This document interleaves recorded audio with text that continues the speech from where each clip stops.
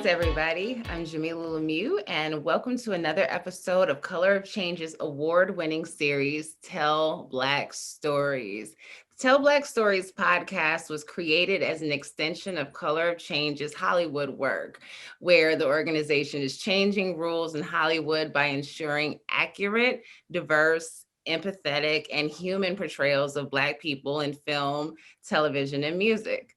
So today we're here with the incredible artists and creators behind the Music for the Movement Black History Always EP project. It's the second volume of the project, which is a collaboration between the Undefeated, which is ESPN's content initiative exploring the intersection of sports, race, and culture, and Hollywood records. So today, to talk about the project, we have none other than Tinashe, who contributed a stunning cover of I'm Every Woman. We have Momo from Infinity Song, the sibling band that created the piece, the spoken word piece, Undefeated. Ace Rice, the illustrator and artist of the Black History Always EP cover. We have Matt, aka God's Art, the illustrator and artist for the Eden art cover. We have Matthew Dix, the illustrator and artist for the Winter in America art cover, and Cristina Martinez, the illustrator for the covers of I'm Every Woman and Wake Up Everybody. Thank you all so much for being here. Thank you for collaborating on this really stunning project. These are some powerful tunes that have been reimagined. We've got some really dope new work that we're experiencing from exciting young artists, and we've got this really beautiful visual art to accompany it. Black History Always reimagines these very significant songs for and by artists that represent Black America. And it shines a light on art as a form of protest and love. I'd love for each of you to share a little bit about your experience of working on this project and what it meant to you, particularly at a time like this. Can we start with you, Sister Tinashe? Sure. Okay, so for me, this was a beautiful project to be a part of. I think last year, especially for me, I felt a very important time in our nation in terms of just turning up the volume on Black Lives Matter, on a lot of issues that, need to be discussed even more, whether that's diversifying, whether that is, showing more love to Black artists, Black creatives. I think that that's something that is so important always. And I love that we're having more and more conversations about that. So to me, it just felt perfect after a year of, being active and trying to just spread the message, that I could continue doing that through art and continue doing that through music, and to be a part of this project that I think has, such a thread of positivity, inspiration, togetherness. I think it's really great to be a part of something like that. So for me, it was a no-brainer. I also got to cover a iconic song, I'm Every Woman, which is, just so iconic and such a staple, I think, from that era. To be able to redo it and kind of bring it into a more modern kind of house approach is really exciting for me as well. So yeah, it was a no-brainer. I loved being a part. Thank you. Definitely a very fun, very now approach to such a classic record. Momo, can you talk a little bit about the process that you and your siblings enjoyed while putting together your contribution for this album, for this EP rather? So we were actually approached kind of last minute, and we had no idea about the project, and we didn't really have, I had no idea who else was going to be on the project at all. We were just approached, and they were like, can you write something that a spoken word piece, actually. So the piece that I wrote was actually a spoken word piece, which is a little bit out of my sphere. I'm a singer and a songwriter, so I usually sing. That's how I usually use my voice, and speaking is not necessarily my strongest suit. But I've studied spoken word in the past. When I was in high school a few years ago, I was obsessed with slam poetry and spoken word, and just absolutely obsessed with watching Maya Angelou deliver her poems and things like that. So I thought this was really exciting to actually be able to exercise that like side passion of mine. And so when we were approached, I had to like write it in like a day. And then, so I wrote it, and then I came up with a melody line. I play the guitar as well, and the bass. So I came up with a melody line and some harmonies, and I recorded it in Logic right there. It was really just like a really quick turnaround. And then I sent a demo to the people, and they really loved it. And it was honestly an honor to be asked to do that with such a wide array of different artists. And I work with my siblings all the time. We have a band, there's 5 of us. But this was definitely something new, and it was exciting, yeah. Cristina, can you talk a little bit about your process of creating artwork to accompany this project? Did you get to hear the music first? Were you told what the themes of the songs would be about, and were you responding to that? How did you, let's start with you, and I'd love to hear how the 3 of you all created visuals to accompany Black History Always. Yeah, so for this project, I'm so thankful to be a part of it, and was inspired right away, to get started on the artwork. I actually got to, my partner, Albasir Holly, was a part of the first round, so I kind of got to see him like go through the motions of creating his artwork, and was familiar with the project and was really excited about the project, just seeing it happen through him. So then being able to be a part of it myself was really, really exciting. My approach for both covers was kind of different. With Toby, there was, I didn't have as much time to think about it. And so I had to really just like go with my first instinct.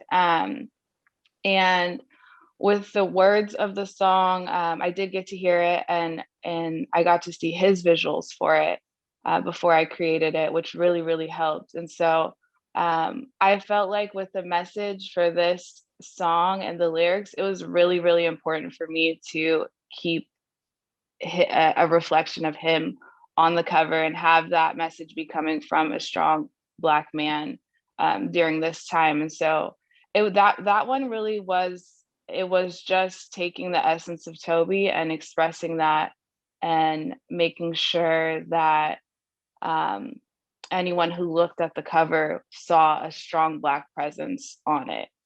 And then with Tinashe, I actually got to talk to her on the phone. And when I think of her, I just think of like color and happiness and joy. And so I wanted to create something that was really strong, but also very, very simple. And I think when I thought of I'm Every Woman, I paint women all the time. So my mind was kind of going in every direction. And in the end, I felt like the strongest message came from like the repetitive face of like one woman. Like we're all different, but together, like we are all the same. And I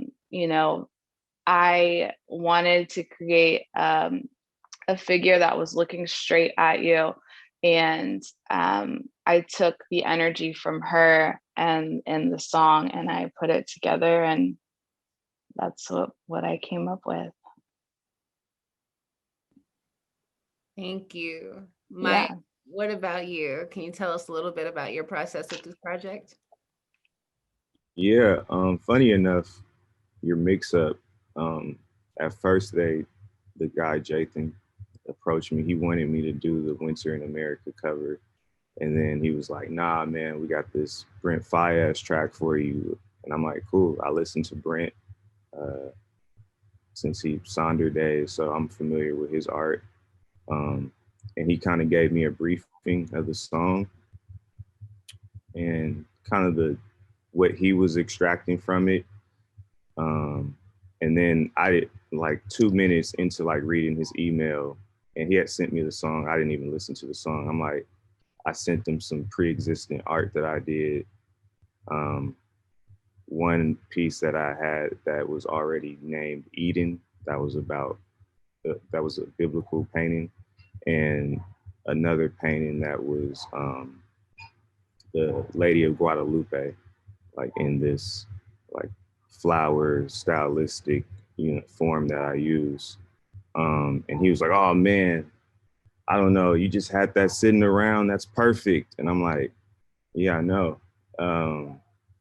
Because I know Brent's music. I know his sentiment. I know like the feeling of it and the spirit of it. So once I read two sentences, I was like, "Oh, this is the direction." And he was like, "I don't know how you're gonna like interpolate that into a new piece, but what I ended up doing was using the DNA of like two pre-existing paintings, and kind of creating something new and creating like this silhouette from Brent. So that's actually like Brent's head and his facial features on the person that's kneeling down. Um, and yeah, it's just kind of like replacing like the Lady of Guadalupe with this black man kneeling, praying, kind of just highlighting I mean, the lyric that kind of like propelled it into the direction for me was like, "Ain't no policing until my knees met." So it's like for me, that was like two meanings where it's like police kind of like being a black man that's, I've been arrested. Like I thought about this yesterday. Like I've been in that position like 5, 6 times. So they're not like equipped to do, or they don't feel comfortable doing their job with you until like they have you on your knees and in cuffs. But then also I thought about just like the surrendering to God, and he can't do what he needs to do for you until you surrender to him. And that is a part of that is like humbling yourself and getting down on your knees, which last year, I know like the socio and like economic component of last year is big, but for me, it was like a big spiritual component. So that resonated with me a lot. And it was a great curation from the Disney side or the ESPN side to pair me with that song. Definitely a very powerful image for a powerful song. Thank you for sharing that, Mike. What about you, Matthew? Yeah, I had the Winter America piece. Again, it's a privilege to work on it. It sounds like a great project to be on with Freddie Gibbs, an artist that I follow. We're actually from the same hometown. So when they told me it was a project that he was doing, I was like, absolutely, I'm on board.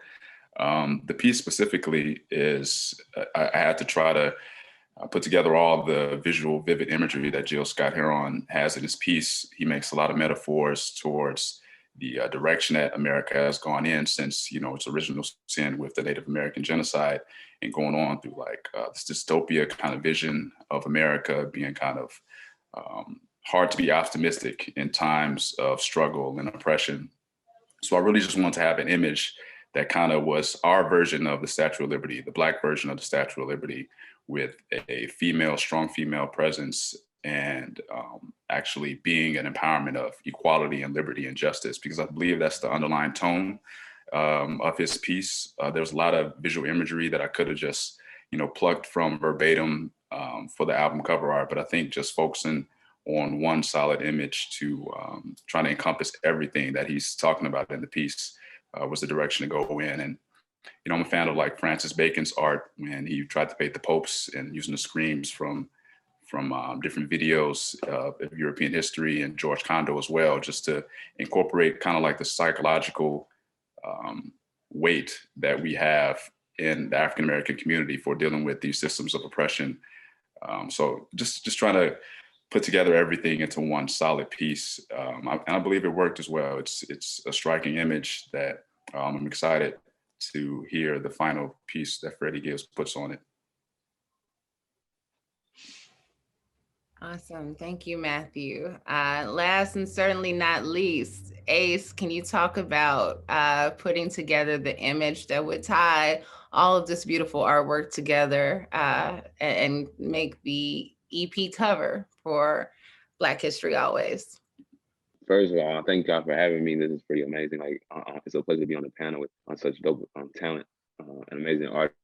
I follow a bunch of y'all already. So I wanted to just like uphold what I thought would be a certain standard of like creative that like the leading Black talent will put out. And I knew that kind of from what Jathan had told me about the project and what I had saw with the first EP, that he, you know, it was going to be an incredible group of not only like visual talent, but also like music talent. So I just wanted to try and put my best foot forward amongst the Black artists that were going to be involved, first of all. But then that in context of like being a creative in the midst of commercialization of your art too. So this was kind of a process for me. So in that as well. So I think as an artist, I've explored mostly just creating art from my own visual, from my own heart. And so this was a little different, working with kind of a chance where it was bringing art together that was a collection of many songs. So I was able to hear three of the 4 songs in advance of creating the artwork, and I tried to just put my own perspective into it. I think one, I'm from South Minneapolis. I'm from like the corner where George Floyd died, like the corner store where George Floyd died. I'm from like that block. I've been to that store 1,000 times. Like I wanted to represent my community when it came to that, and know that we've been through a lot, and we're really particular when it comes to the commercialization of the movement and the struggle. Like I don't want to just paint this picture that's a repetitive narrative where it's like us against them, or like we're the strugglee, we're the sufferer always. So I think mostly I wanted to make sure it didn't feel like we were like the sufferer in this movement, but more so bring like a positive energy and a optimistic approach to the artwork. So that was kind of my biggest approach. And then like there were some ideas around what this message should feel like. And so one of the ideas was kind of like that rose that grows from the concrete, or like this, you know, we've seen the worst of times, but now we're gonna see the best of times. And I really just, as an artist, I kind of struggle with that, because I honestly wanted to stay away from that and not so much acknowledge our oppressing forces, and just only acknowledge our blessing and our own within our own community, our own like light that we could share. I didn't want to kind of you know, the rose that grew from concrete. I think that's sometimes could be like, that's like a myth to me. Like roses don't grow from concrete. Roses grow from water and good soil and being nurtured and given good sunlight and etc. And so I don't want to push the narrative like we can be oppressed and we can still push through. No, that comes with a lot of scars and baggage and stuff like that. So I just really try to stay away from that narrative, and more than anything, give something that feels like a blessing or some type of good positive energy. And then just kind of with the different colors, I want to feel like, if you want to take like a more, I guess, narrow approach to the conversation, just I want to give the person of color multiple colors too, because I think within our own community, there's conversations that we have about like Blackness, and just, you know, I could kind of expound on that amongst the ADOS movement and stuff like that. But like, you know, at the end of the day, I think that's more destructive to the conversation, and that I wanted something where everybody could feel from a contextual tone and melanin piece, like that we're all within this color of whoever this person is and that feeling. So that's kind of a very narrow perspective on the art, but the overall vision, that was really kind of my goal. Awesome. Thank you. Thank you, Ace, and truly a beautiful image that you created.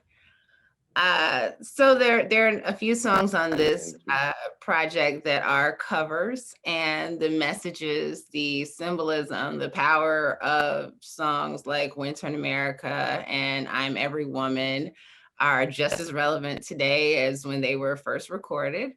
To go back to you, Tinashe, like talk about, I mean, what a big record, right? I'm Every Woman. This is a song, you know, created for and by Shaka Khan, that gets a new life through Whitney Houston in 1992. So it's a song that certainly has been with you for, you know, most of your life, all of your life, really. It's a song that belongs to generations of Black women and means something really special to us. Can you talk about what it meant for you to be revisiting that particular song and paying homage to those artists and that message? Yeah, I mean, that song, like I said before, is just truly so iconic. I feel like everyone knows that song, every woman knows that song. And for me, just having a celebration of womanhood and Black womanhood, I think is so important. Like, we should be celebrating ourselves every day. And so for me, it was really important this last year that I created music that elevates us spiritually or vibrationally to that next level. So everything that I've created, even my own work, the stuff that I've been writing, everything feels very uplifting and energizing and inspiring. And this song is so uplifting and so energizing. It's just like a fun song. So for me, it just made sense. And then on top of it, like you mentioned, the fact that it has been performed and created by such iconic entertainers. Shaka Khan is a legend, and Whitney Houston is a legend. And to even be in any type of same conversation as those legends is a huge honor, tremendous honor to even touch the song and put my own spin on it. So yeah, being a part of that is amazing. Feels really great. I have a question that I want to put to the entire group. Do you all feel, and this is something that's been asked many times in many different ways, and is constantly debated, particularly in our community, do you feel that artists have a responsibility to raise awareness about issues of injustice and oppression in their work? Some would say yes, because if you have a platform, you should be using it to do good for your people. Other people would say, just because you're an artist doesn't necessarily mean that you're equipped to talk about these things or that you have strong or even clear views about them. I'd be curious to hear from you all. I'd like to start with you, Momo. What sort of responsibility do you think artists have to use their art to do good, or do they have a responsibility at all? I personally definitely believe that there is a certain responsibility that we as artists have. I do want to go to the point that you mentioned, that not all artists are necessarily equipped to speak on these things. You know, a lot of times we exalt artists as the leaders of the community when a lot of times people are not educated. Even myself, I'm not completely educated on in all areas. There's a lot of things that I still have to learn, you know, a lot of things that still have yet to be learned. Whereas there are people who, you know, spend their life studying these topics. That's what they do. And so for us to put such a burden and not a burden, but such a huge responsibility and give such an important role to people who are not, that's not necessarily their forte, that's where a lot of the disappointment sometimes comes from. I remember scrolling on Twitter when all of the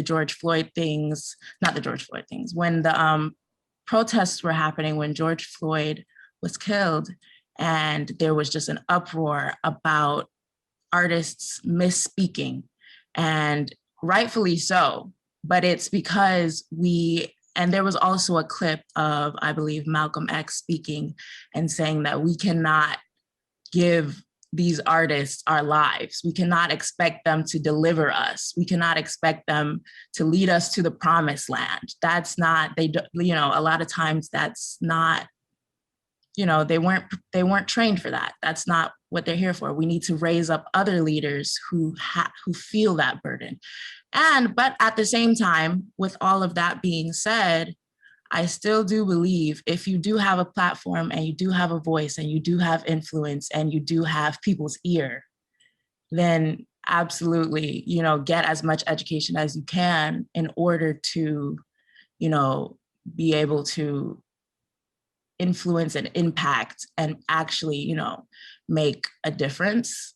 Me personally, I agree with what Ace was saying earlier about how a lot of times the narrative can be too focused on the rose from the concrete, about us persevering through the struggle, and it's just been so hard. And it has, obviously, but when you get so bogged down in that, it can be hard to see the sunlight. It can be hard to actually persevere. It can be really hard. So I personally, when I create, when I write music, when I sing, I like to focus on, yes, there's hardships, but we can and we are and we will be something more than those hardships, you know? So me personally, I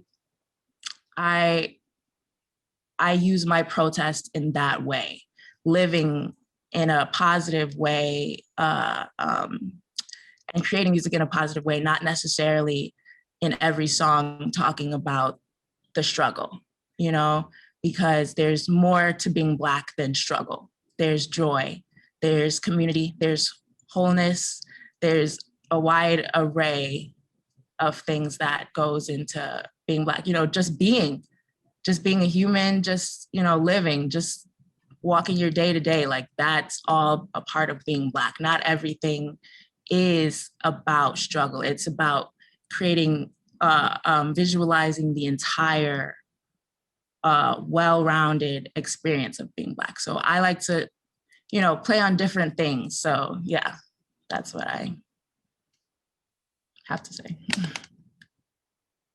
Tinashe, I want to bring this back to you because I argue that musicians, more than any other group of artists, are faced with this particular demand from their audience to be outspoken about issues related to social justice, and that Black artists in particular are faced with this expectation more than others are. How do you respond to that? Do you feel that it is a duty and a responsibility, or is it simply a choice that artists can exercise? I think for me personally, it doesn't feel like a choice. It feels like my duty as just a human being in general. I think that that's where the disconnect doesn't can sometimes happen, is when people put their careers or their art above what they stand for as a human being. And if that isn't true for you, then maybe you don't speak that truth. But for me, being able to, you know, say what I feel about all of these social justice movements and like have an opinion and put it on social media and share my perspective has been really important just as a human existing. But then I think there was a really good point made in terms of like in the art itself. I do think that there are ways to share that excitement, that higher vibration, that energy level, to make it not necessarily literal in the music and in the art, because I personally sometimes don't want to listen to music that just feels like like it reflects the struggle, or like it has this energy of negativity to it. Sometimes I just want to be free and be happy. So it's interesting. I think that you can certainly be an activist through your music without having to be literal about it. I think that you can share themes that inspire people. I think that you can even just by creating music that people want to dance to, even if not everything in the music is 100% politically correct, but it makes people come together. That's the thing about music. It brings people together. It brings joy. It brings happiness out of community. So I think that when communities create art that makes them feel good or excited, no matter what the particular subject matter is, I do think that in and of itself is important. And yeah, so I think that there's ways, like I said, to be able to share your own form of protest or your own form of giving back to the community without having to be super literal about it. Thank you. Ace, it seems like it may be the case that for visual artists, and you four would know better than me, that you get a little bit more space to choose. If I'm going to engage with political work, is my work going to be political? Perhaps that's how it is for you all, or maybe it's not. And there's that same pressure there. But thinking of what you said about not wanting to necessarily add to the idea of the rose that grew from concrete, and instead wanting to depict a different image or different images of Black life. Can you talk a little bit about what role responsibility and Black storytelling play for you? Is this something that you are called to do, or something that you feel that you must do, or just something that you take joy in doing, in reflecting our lives in this particular Yeah. way in your work? Yeah, I think one, I don't like to your earlier question that you posed. I don't think every artist has to be political in their work or has to like stand for something in their work. But I think that's what makes certain artists special. You know, I think that's what made like Muhammad Ali special, right? Like he was willing to risk it all for something. But I don't think every boxer needed to be up on a soapbox trying to push his own political agenda. So I just think that makes artists special. So to your second question, I think it's important for me. It's important. I grew up like very much. My parents, you seen the name my mom gave me. She was very in tune with like, you know, the very Pan-Africanism since the 80s, coming out of Brooklyn and moving to Minnesota.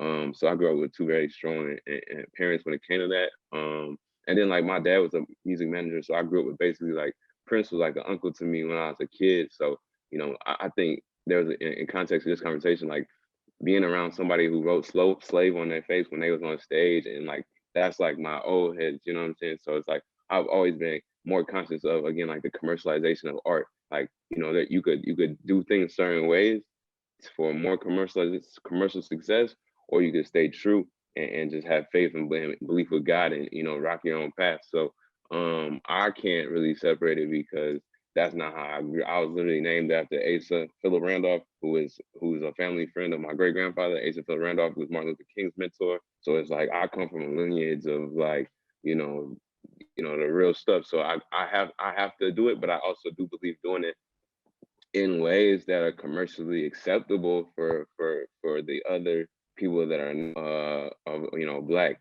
So like I think I have my own brand that sells my art, and I have like a Martin Luther King hat that I sell, and probably 50% of the people that buy my Martin Luther King hat are white people. And so I think there's like and I love being able to present a statement, but still making it a way to cross over to where it's not, only for us, by us type of thing. It's from us, but for everybody's consumption.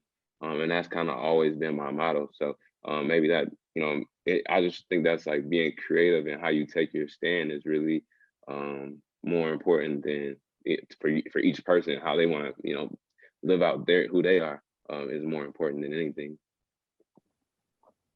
Mike, can you talk a little bit about that intersection of selling your art and having a message to your art, and how they work together, or perhaps sometimes maybe are in conflicts? Creating something that is about your people or inspired by your people, or that may have a political message, but also this being something that is sold, and how that has functioned in your own career. I mean, I'm a fine artist, but I also come from a commercial background. So I started, before I was painting, I was doing graphic design. So, which is, I took that more for like the immediacy of like communication arts and how that bridges fine art. But it's something that I had to grapple with early on, just from this is different because, this project they tapped individual artists for them. But, earlier in my career, it's kind of just, you're doing things based on your skill set that might not reflect like your personal ideals or beliefs. It's just for a client. And you're trying to get paid for it, or establish yourself as a designer or as an artist. So those, those are choppy waters. um, you know, kind of like maturing into it. I don't do anything that I don't believe in, you know, because I know that I just have the choice not to. And like Ace was saying, is just I'm coming from a perspective of just, you know, what I feel is like my path and what's true for my art and like my purpose, and like trusting that everything will fall into place from there. Um, and then I definitely believe, you know, it's just you have to stand for something, or you know, like the cliche, you will fall for anything. So like, but I do think there's, you know, kind of like this misconception or like this misrepresentation of like expectation that comes with doing political art or taking a political stance. And um, I'm not a reactive person. So I like to, you know, look at what's going on, and then like it takes me time to resolve that within myself. Um, so there are people that everybody can't be on the front line. Like there's just as much work going on behind the doors as it is, you know, outside, you know? So I think sometimes people in the public forget about that. Um, and everybody isn't vocal about the actual work that they're doing. um, and that's not an issue either. But I think it's been like sensationalized that everything, if you're doing something, it has to be publicized. And if it's not publicized, you're not doing anything. And I think that's not true. Um, so I think, you know, like Momo was saying, it's about the full spectrum of the work, and the people that are doing the work. And, you know, it's yin and yang, it's light and dark. So it's people working in the dark and there's people working in the light. And most of the work that has oppressed us has been, you know, work that's been done in the dark. So I believe, you know, I'm kind of like more on some like art of war, like tactical, but you know, I just believe that everyone should just play their part. I think everyone figuring out what their part is in the movement, however you defend it, however you define it, and playing that part is important. Cristina, I'd like to hear from you. What has playing your part looked like in terms of that intersection of art and activism, or art and social justice, and storytelling that raises certain issues or concerns? I think, like some of you have said, I mean, you guys have all made like super, super strong points that I could definitely relate to.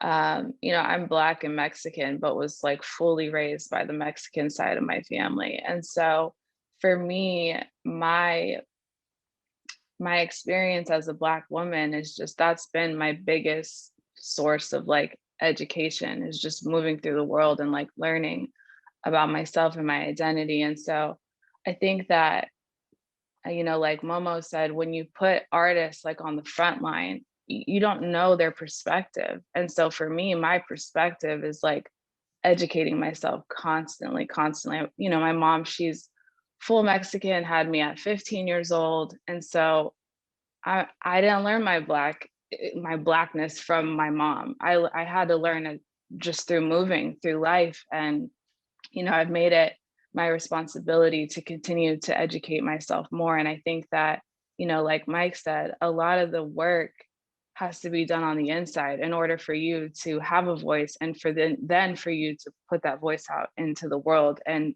stand in it strongly, because we do influence people. That's the reality of it through our work. And so I try not to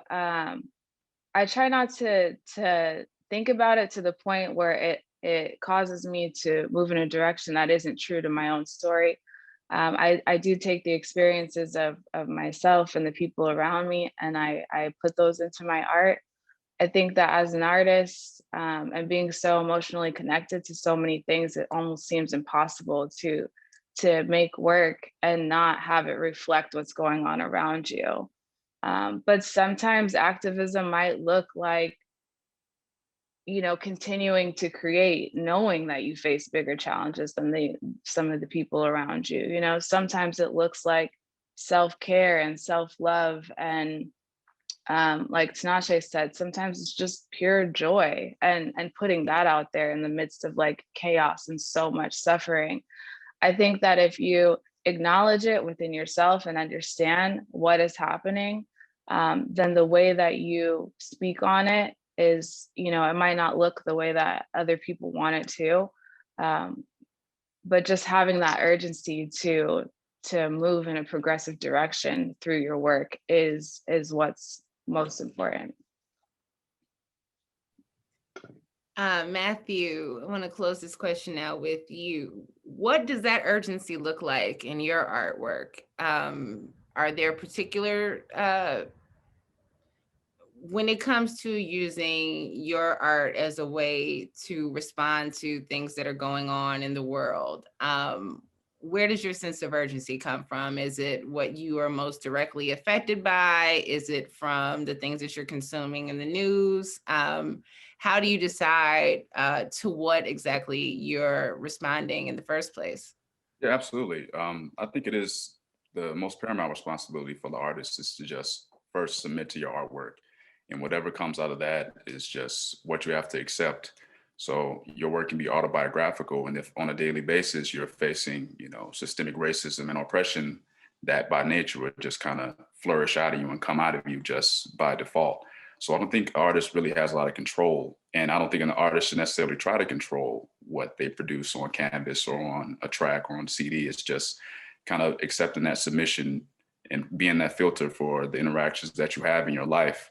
And you're able to present that gift to the world of, you know, this is what's going on. I believe it was James Baldwin that said, a good artist is like a good lover. They show you who you really are. So as artists, we act as a mirror holding up to society and showing this is a reflection of what's really going on. It's kind of out of our control. Like when I'm painting, I have no idea what the end result will look like. I kind of have to post-rationalize after something comes up on canvas, like, oh, that's kind of what I was saying. And then that's like my logic coming into play, and seeing what was I going through during this time. It's not totally calculated from the beginning. It's just, again, that just submission, like Mike was saying, through like meditation. Meditation helped me a lot through just, you know, focusing on how, as a Black man, I can convey my message best to the youth and best to the public, and also be commercially viable. But again, commercialism isn't really my main priority. It's a benefit of what I want to sell my artwork and sell my, you know, my clothing and all that kind of stuff, but it's not the priority in creating the work. I just have to accept whatever comes. And yeah, it just goes to that submission and being willing to accept whatever shows up.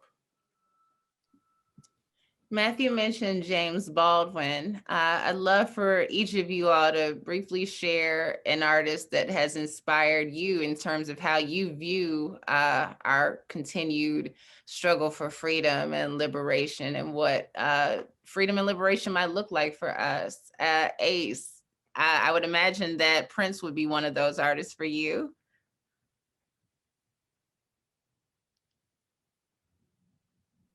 Yeah. Prince definitely. I don't know. There's so many. You probably have to come back to me. I feel like I owe you something better than that one, but I gotta think about it. That's a good question.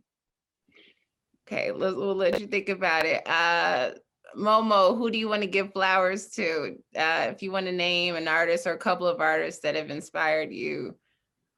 I have a lot, to be honest. There are really a lot. The ones, okay, so there's like two different types. So I have a family full of artists. My entire family, there are 9 kids in my family. My parents had 9 kids, and all of them are artistic. And I'm the 7th. So all of my older siblings have inspired me tremendously, like beyond, like I can't even speak how much they've inspired me. But more than them is my dad. He's an artist, he's a visual artist, and he's a musician. And he started lots of community choirs, the Boys and Girls Choirs of Detroit when we lived in Detroit. He was a community leader. He's, ever since he was younger, way before I was born, he's had the same vision, the same goal, the same drive. Ever since then to now, 30 years later, 35 years later, nothing has changed. The most amazing example of steadfastness, consistency, not letting anything slow him down, not letting, the struggles and the oppression, not letting any of that deter him, not letting it stop him from passing those same ideals to his children. I am literally like a sponge when it comes to everything that my dad talks about. I can't even. So I would say first things before anybody else, first person to be like that artist for me is my dad. Like, he is that artist. And then in like in the music industry, I would have to say Nina Simone as that artist for me. I used to study her a lot, and I still study her a lot. Just her that passion she had, that fire. Anything she had to say, she was going to say it, and nobody was going to stop her from saying it. And that is what I really, really admire. Sometimes I have a hard time saying exactly what I need to say, or I get nervous, or I have anxiety, or I worry too much about what people may think, or, just really getting in my head a lot.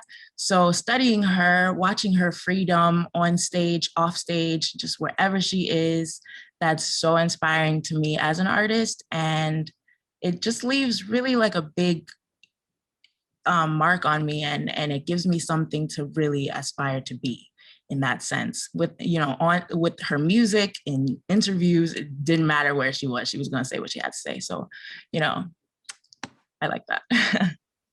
Very, very outspoken, Miss Nina Simone. If you've never read her autobiography, I strongly recommend it. She definitely spoke her mind. Mike, can you share with us an artist or two that has inspired you in terms of how you think about freedom fighting and liberation? I think for the sake of this conversation, and probably any conversation, I would have to say Jack Whitten, who's he's a Black abstract painter. He worked through the 60s all the way up to the 2018. But so, just in terms of like what kind of like Black art looked like then and what it looked like now, and kind of like the expectations of what the representation of like Black art and the Black intellect was supposed to look like for him to like work in abstraction. A lot of Black abstract artists got a lot of like flack and pushback, even from like, institutions like the Studio Museum of Harlem, which is, an institution where that supports and catalyzes Black artists, but, in the 60s, 70s would turn away Black artists working in abstraction and saying like, get that white art out of here. So just in terms of, like what, in terms of like the full spectrum context, and like, everyone doesn't have to like look the same, or like activism and political activism and your stance doesn't have to like look the same as other people. And sometimes, like for me, he represents just like evolution and like progression. And sometimes that, you need to take a stance like that, even when your people go against you, to advance the full narrative and the art form and minds. And, so I mean, when you were talking, I don't know, that's the only artist that came to mind. But Jack Whitten, he's the GOAT. Thank you. Tinashe, Mike raised a really interesting point about nonconformity in Black art, right? And liberation. And so sometimes it's a matter of singing a song about getting free, and at other times it's seeing a Black artist be free that gives us the ability to be freer ourselves, right? Can you talk about an artist or two that has inspired you to be your free Black self and to create the sort of music that you wish to create, as opposed to perhaps what the quote unquote the industry might prescribe for Black women artists to create? My favorite and my like idol has always been Janet Jackson, because I think she embodies everything that a Black pop star is. Her music doesn't fit into one particular box. It doesn't sound R&B all the time. She can make music that's just, rivals the pop girls of the era, as well as stuff that feels, she can genre hop and it makes sense on the same project. Visually, she was always like giving you superstar, whether it's performance, whether it was her look, fashion, live show. So for me, that's always been, my like top tier, who I would like to be or how I would like to see myself as an artist. I think she didn't ever limit herself to maybe some of the genres or categories that people try to place on Black female artists. And so, yeah, Miss Janet. Miss Janet, and also someone who used her music and her platform to advocate for racial equality, Really? stand up for women, stand up for LGBTQ people. Just a really Absolutely. powerful pop star. Cristina, and then Matthew, and then Ace. We're gonna come back to you really quickly, and then we've got a couple of very special guests who have questions to ask. So I want to make sure that we get to them before we wrap up. I think that, again, staying true to my upbringing and my experience, my first memory of being exposed to a female painter, female artist, was Frida Kahlo, growing up in a Mexican family. And what I took from her that I have applied to my art and used in my experience as like a Black woman in the world is just taking all of your challenges and using your work to push through them, and also just recognizing that there was a lack of people that looked like me doing what I dreamed of doing. And I've kind of made it my mission to highlight as many Black and Brown stories and experiences as I can through my work because of that. And then outside of that, like, I'm blessed to be surrounded by creatives all the time. My kids are creative, my partner is creative. And I think just, taking in the freedom that my kids create with and the perseverance that my partner creates with. And, I'm really just more inspired by the people that are around me and other creatives that I see pushing through their challenges every day.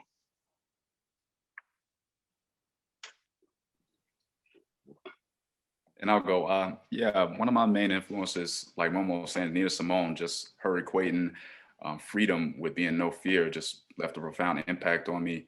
But as far as contemporaries, I mean, Virgil Abloh, the work that he did with his figures of speech exhibition I saw in Chicago pretty much changed my life, to see that you can create those juxtapositions with your history of being African-American, with capitalism, and having a critique on that.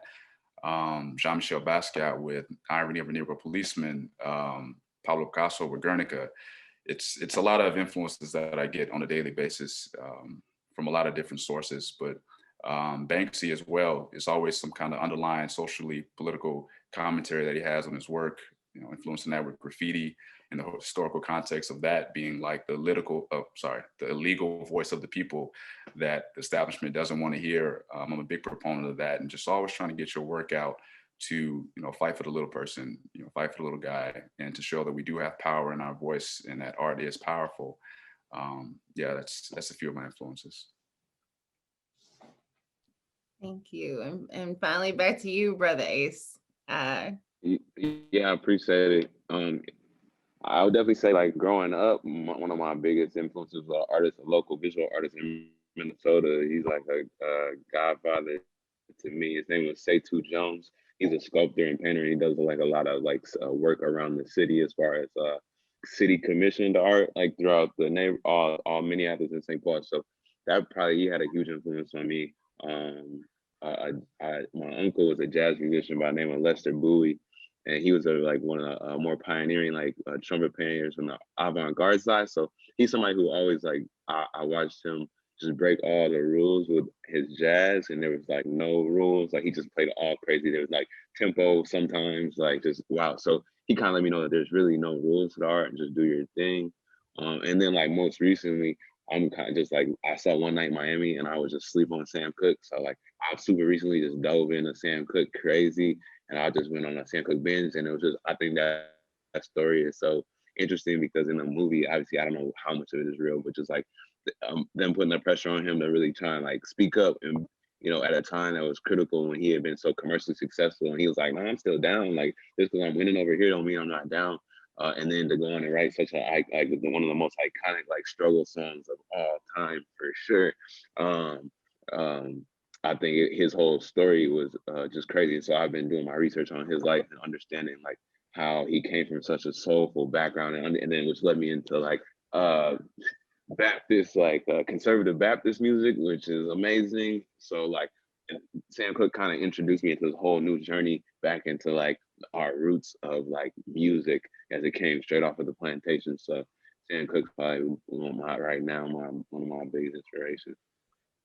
A great one. I think a lot of us who were, too young to have been around when Sam Cooke was alive didn't know much about his activism until the documentary that came out a couple years ago, The Two Killings of Sam Cooke, and now getting to see him again in A Night in Miami is just another reason to go out and do our research and to find out more about that incredible artist who did what all of you all have done with this beautiful project and used his work to raise awareness and to fight for our freedom, to speak our freedom and our truth on wax. And we're so grateful that you all did that, and that you created artwork to accompany this beautiful music, that you created beautiful music, that you reimagined music that we'd already loved in new ways that we'll love. And before we get out of here, we've got 2 questions from HBCU students. The first one is for Tinashe, and it's from Deanna Abdel Gadir, a student attending the Florida A&M University. Greetings, my name is Deanna Abdel-Gadir, and I attend the Florida A&M University. My question is for Tinashe. With Women's History Month approaching in March, how important was it for you to recreate your own version of I'm Every Woman? And what does that mean for you in a male-dominated industry? Great question. It is perfect timing with Women's History Month coming right up that I'm releasing this cover. Like I said earlier, being a Black woman, I think is just another layer of, identity that for me is so important that I just want to celebrate and bring to my art.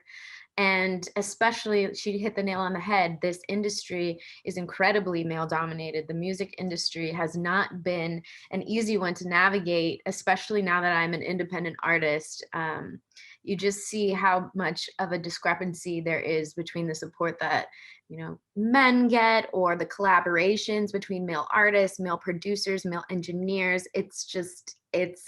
It's overwhelming. So I think just being a part of that conversation in terms of celebrating what it means to be a woman, not trying to limit ourselves in terms of, yes, we have and can bring so many beautiful things to the table, but what makes us special is still, what makes us truly special, which is just the pure essence of womanhood, femininity, just those extra traits that I think the song really touches on and celebrates, whether it be our intuition or being so in touch with our emotions, and how those are strengths, not weaknesses, superpowers, and not, something that we should push to the side. I think living in my femininity has been very important for me in the male dominated industry, because yeah, it's easy to always be in competitive male energy, trying to squash that and trying to outdo your counterpart. So for me,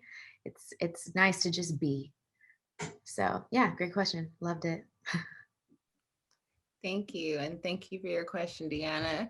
Okay, we've got our final question. It is for the entire panel, and it's from Naki Franklin, a student at North Carolina A&T University. Hi, my name is Naki Franklin, and I'm representing North Carolina Agricultural and Technical State University. My question is, do you believe Black people are able to reach their full potential in the music industry? And what changes need to be made in order for Black people to reach their full potential in the music industry? Thank you. Is that for me as One well? question, yes. Can you repeat the question? She asked, and I'm gonna bend it just a little bit to bring those of you all who aren't musicians in, but she asked, can Black people reach their full potential in the music industry? And so I will amend that for those of you that are not musicians and ask, do you feel that you can reach your full artistic potential considering the things that we have working against us in our respective artistic fields, as well as in the world around us? So if we can start back with you, Tinashe, because you immediately unmuted. She was like, I got an answer for this one. Well, I felt like well, I won't say, but I think my career has kind of reflected that, or a lot of the things that I talk about has really reflected that, because I've spoken a lot recently about just how I feel like there is kind of this unspoken box that, or like a limited zone that we keep our Black artists in, especially Black artists that do pop music. I think we always kind of expect, and genres initially were created, I think, in my opinion, to reflect these racial differences. When it started with radio stations kind of putting the Black music on one and the white music on another, we created these like R&B and pop categories, and how those still affect our artists today. When it comes to making art, we start to kind of get brainwashed into thinking that we have to fit into these categories or these boxes. So I have noticed that sometimes I feel that in the R&B or the urban space, you don't feel like you're given the same opportunities as the white acts or the acts that are in the mainstream pop music, top 40 radio main playlist on the streaming services. There's just a separation that is, we can't really act like it doesn't exist. But I don't like to think of it negatively in terms of, do I think that I'll never be able to break out of those categories? I just like to have hope and just create music for me at the end of the day, and hope again that like God, the universe, guides me in the direction that I'm meant to take, and everything will go according to that master plan. But yeah, I do think that there are a lot of barriers that we still are working to break down, for sure. Thank you. What about you, Momo? Do you feel that you have the ability, you and your family, to reach your full artistic potential, considering the current state of the world and the state of the music business? Or are those not factors? Are you going to reach your full potential if you were meant to reach your full potential? It is a tricky question, because a lot of people have great destinies, and, their trajectories have been super, like it's been, super high, but there have been forces within the music industry. There are forces that stamp out lights. There are forces that halt careers, that end careers, because of these different factors of how you look, or you don't have a certain commercially viable sound.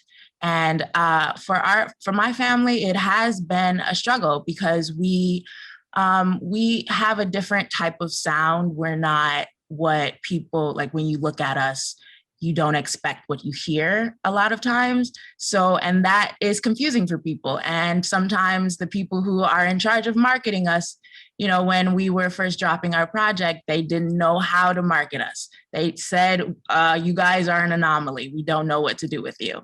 And so we kind of had to take it into our own hands and figure out different ways to push ourselves and to promote ourselves in a way, because only we know who we are and only we know what we can offer, and, you know, the beauty and the difference in who we are. You know, we're not like anybody else, and only we are familiar with the best way to communicate that to the world. So we realized if we want to really stay authentic and not, you know, go and try to be somebody that we're not, so it's easier for them to market us, we have to take it into our own hands.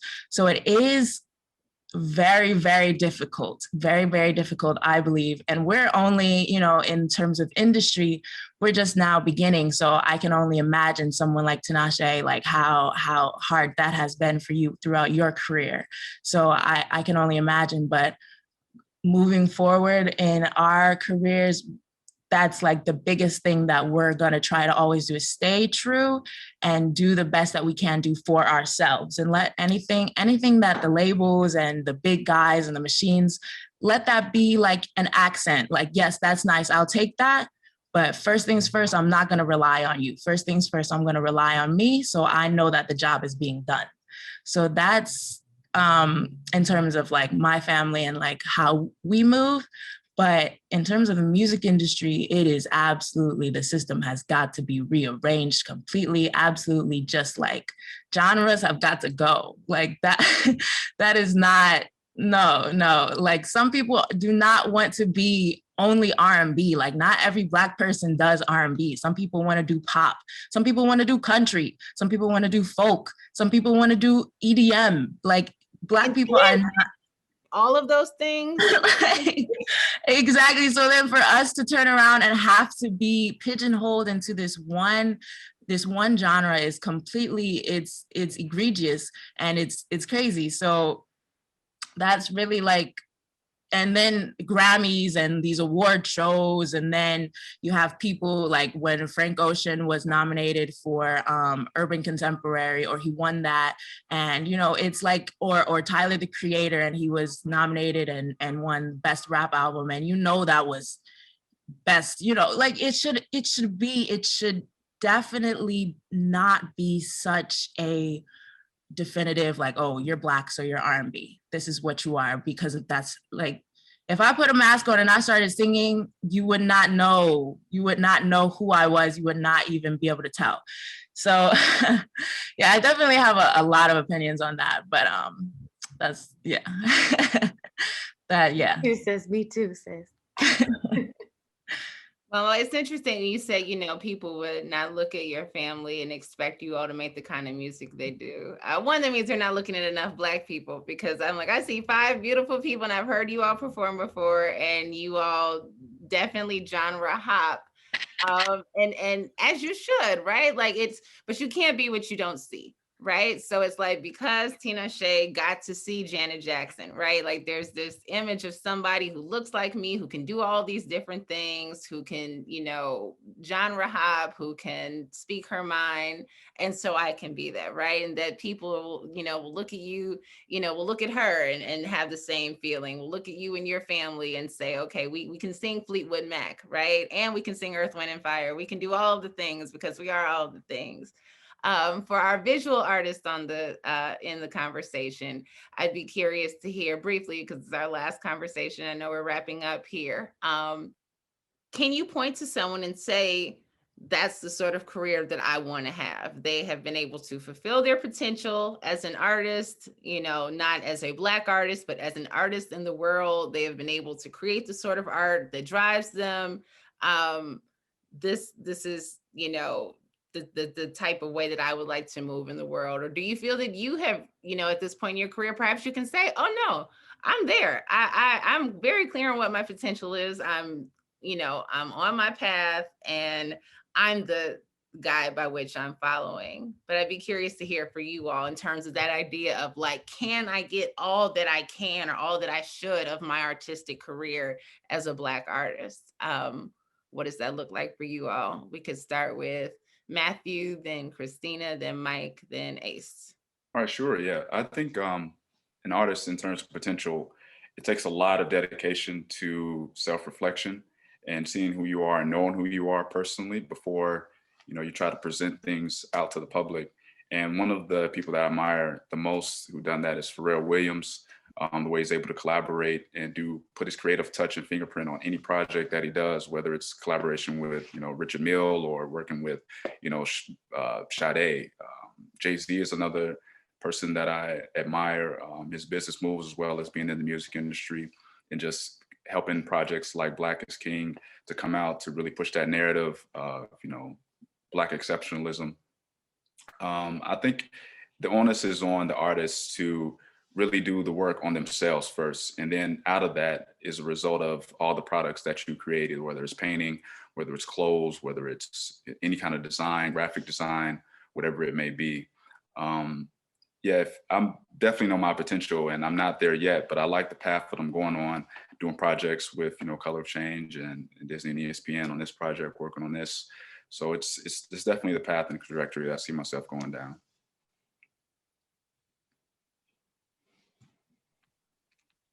Yeah, and I like Matthew said, I believe like you really have to put in the work, you know, not focus so much on the barriers, but just like keep your mind focused on doing what's inside of you and staying true to you.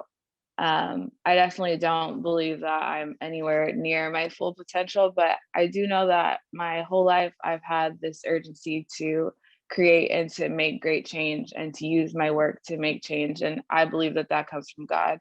And I think that when you're doing God's work and you're really staying true in your purpose, like I do believe that I will reach my full potential in my lifetime because of that. Thank you, Mike. I think my path is like this hybrid of identity, like of my direct community of artists. Like I'm friends with, you know, Christina's partner, Albasir Holly. He's an independent, fully independent artist, like promotes himself, sells his work himself. Like um, I art direct for Dom Kennedy. That's a completely independent record label that we since the beginning.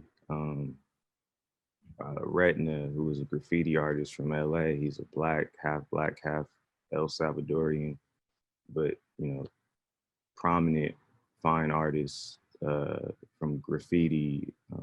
So, you know, I've been blessed to just, these are my peers, but these are also like, you know, examples that kind of just like fortify that kind of like, instead of fighting for a seat at the table, you could build your own table. And, you know, when you think of it like that, like your potential could never be restrained by like the political institution of like whatever the industry is. Like, so I don't think my potential, I don't find my potential binary with politics from other people and the politics of an industry. And then it, you know, for me, it's just is like, what do you want and why do you want it? And that's changed for me as, you know, being a more mature artist and growing and evolving into my own personal voice.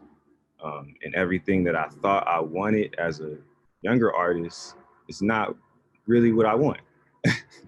So, and kind of like being able to see people go before you and see how, you know, they're getting what you thought you wanted or what is considered like to be success, and their life is hell.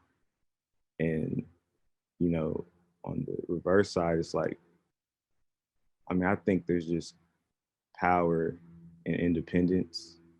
Um, and yeah, I think, you know, if you, once you really like find your own voice and are comfortable within that, the answers come to you and you know which moves to make. But yeah. I don't think I have anything else to say past that. I think that was perfect. What about you, Ace, to wrap up? Just want to give us a word about reaching your potential as an artist. On the grand scheme, I guess I'd love to be like at that Andy Warhol level, like that super commercially successful artist that like, and that's probably more my style where I probably won't be known for my volume of work, but I'll be known for more iconic pieces. Like to me, that's dope. Like I love Shepard Fairey because though he does have a huge volume, he's known for like iconic work. Just like, okay, I know these few things about this person. So like those are the couple of artists that I like aspire to be. And I've reached some milestones. I think this is a milestone in itself. Like this is a pretty huge project. I think it's pretty cool that I hope a lot of people enjoy. So I hope maybe one day I tell somebody like, oh yeah, I did that cover art for that. And they're like, oh dope, yeah, that was a cool project. So that's it. As far as where I grew up and how I grew up, like I've definitely reached it. My friends, as far as like my community, they're like, oh damn, you've done a lot of great things in your life. So in some aspect, yes, I've reached certain plateaus and milestones where I would feel like I'm successful or I've kind of made it in a way, but like as far as grander, greater vision, I'm nowhere close, and I hope to make it. Thank you. Thank you. Well said. Thank you, Ace Rice. Thank you, Mike, aka God's Art. Thank you, Matthew Dix. Thank you, Cristina Martinez. Thank you, Momo, and thank you, Tinashe. This has been an amazing conversation. And this has been another episode of Color Changes Tell Black podcast. Don't forget to listen to the Music for the Movement Black History Always EP streaming on Spotify, Apple Music, or on the undefeated.com. And this Black History Month, make your voice heard how you best can. Find the way that you fit into the fight for freedom and liberation. Find the way that you raise your voice, raise your concerns, and do it. Thank you so much for joining another episode of Tell Black Stories. Please join us again wherever you stream podcasts. I'm Jamiliah Lemiuex. Have a wonderful, safe, and free Black History Month.